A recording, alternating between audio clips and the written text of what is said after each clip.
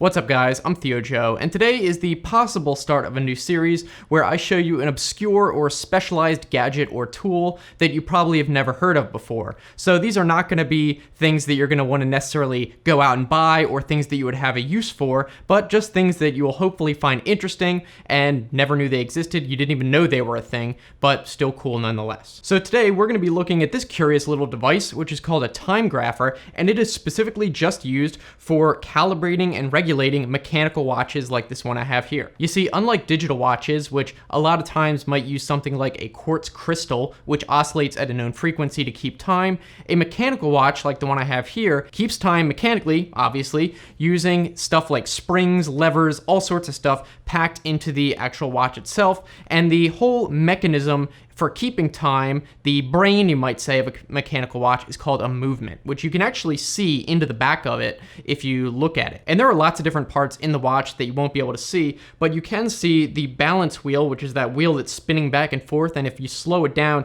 you can actually see it oscillating back and forth. Now, while mechanical watches are very cool and oftentimes very expensive, they are unfortunately not as accurate as even a cheap digital watch. And even high-end expensive watches will have what's called a drift of a few seconds per day, meaning the time accuracy after you set it will change by plus or minus a few seconds per day. So if it's 2 seconds per day, then after a month, then it will be off by a minute. So depending on how accurate you want it to be, you'll have to just keep adjusting it every once in a while back to the correct time. And if a watch drifts too much, you can actually open up the back and do what's called regulating it to slightly slow down or speed up the movement of the watch to a certain degree to try to get it closer to more accurate. But the question is, if a watch is only drifting by like 1 or 2 seconds per day, how can you figure out how much it is drifting without having to go through a whole day and timing it and weighting it? And the answer is a TimeGrapher. This literally is used for just figuring out how fast or slow a watch is. That's its entire purpose. But of course, it does have a few other readings that I can show you too. And how it basically works is there's just a tiny, very sensitive microphone you stick the watch next to,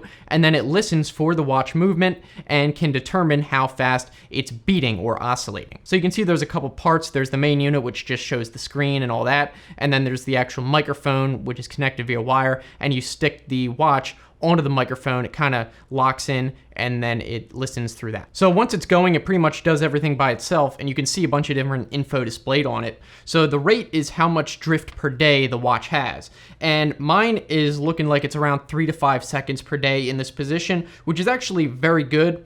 From what I understand, basically anything better than 7 seconds per day is very good, and even anything as much as 20 seconds per day and under can be acceptable, but of course you'll have to readjust it more often if it is like 20 seconds per day. The amplitude, which shows a degree amount, is basically how much that balance wheel is spinning back and forth. So 360 degrees is obviously a full circle, and this wheel isn't supposed to go 360 degrees all the way around every time. From what I've read, about 270 to 310 degrees is very good, and acceptable range is anywhere from 250 to 270 or up. And that could also go down if the watch has not been wound enough. Obviously, that's going to have less power delivered to the wheel, so it won't be able to spin as much back and forth. The beat error basically shows you how different or how consistent the wheel is when it's spinning on each individual oscillation. So if it takes, I don't know, 0.1 milliseconds longer than the previous one or whatever, then it will have a 0.1 millisecond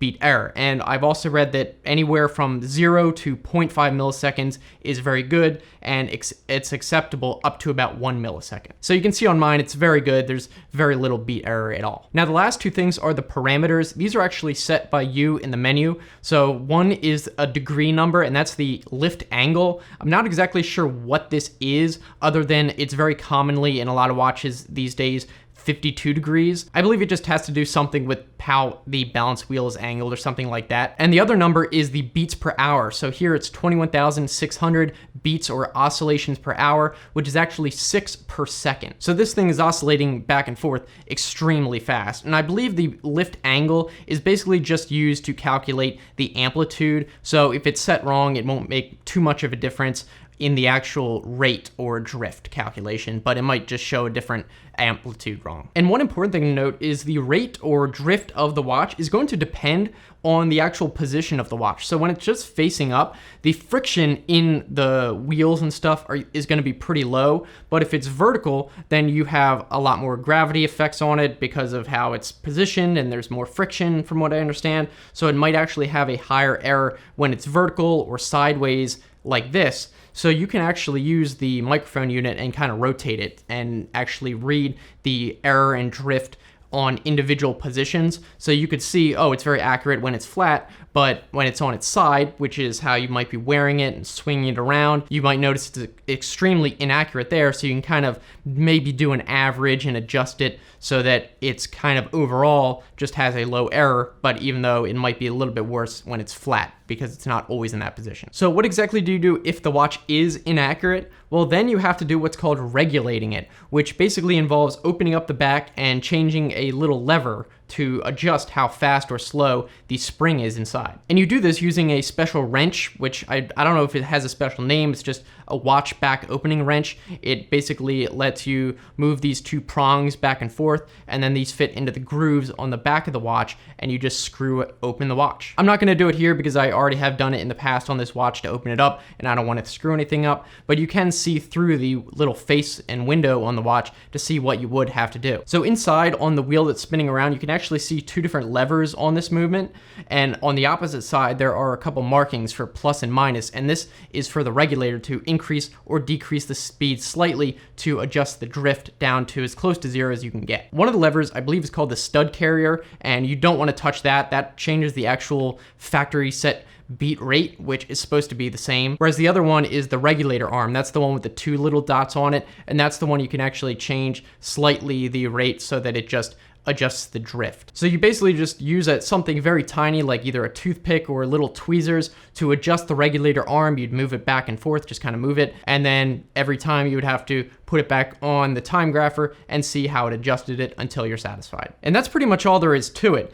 These aren't super expensive devices. They're like $150 to $200. You can get them on Amazon. They're basically made in China, pretty generic ones. But obviously, if you don't have any mechanical watches, you would have no use for this. But if you do, and you kind of just want to get an idea of how well your watch is working, you can buy one of them just out of interest. And if one is super inaccurate, maybe you could either try to figure it out yourself, or it's a really expensive watch, you can take it to the shop and have them do it for you probably. But still, hopefully you guys thought this was pretty interesting. Anyway, if you guys want to keep watching, the next video I'd recommend is talking about top 10 banned apps that you might not have heard of before because they were banned either from the Google Play Store or the App Store. I'll put that link right there you can click on. So thanks so much for watching, guys, and I'll see you in the next video.